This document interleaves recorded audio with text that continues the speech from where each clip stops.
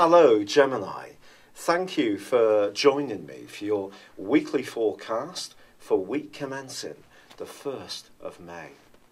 Last week's new moon occurred in the most sensitive part of your scope. Over the next 3 weeks still, you may find that your feelings and emotions continue to ebb and flow, and you can gain some significant insights into your deeper motivations and those of other people. But this can also see you soaking up energy a lot more acutely than perhaps would normally be the case.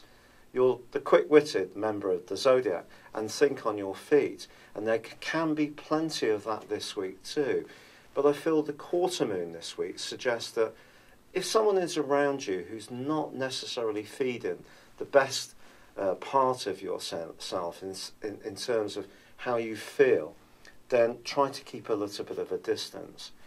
Friendships can be rejuvenated, ironically, but it's about being with the right friends. Venus moved last week back into your sector of fraternity, and over the next few weeks, there's every chance that there will be an increase in the frequency of get-togethers, and there could even be some kind of attraction to someone within your circle.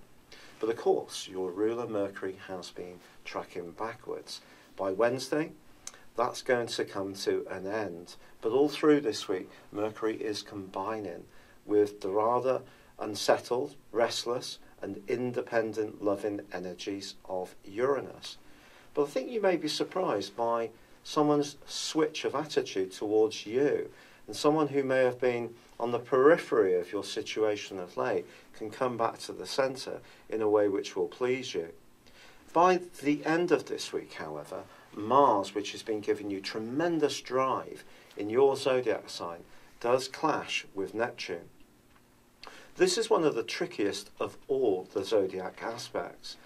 And certainly when it comes to your professional situation, if you're making a pitch to impress someone influential, you must be word perfect in what you're saying.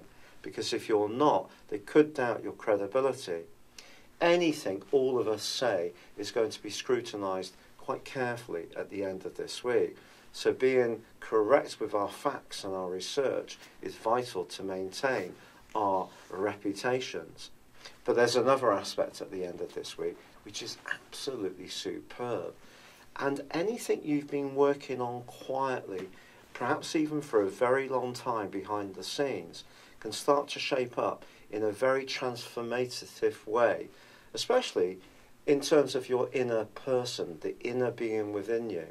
Some people say that Mercury people don't do emotions, which is clearly not right.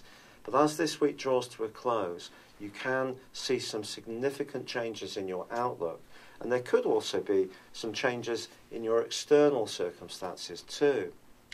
There's only one other thing to tell you about, and it does concern your love life.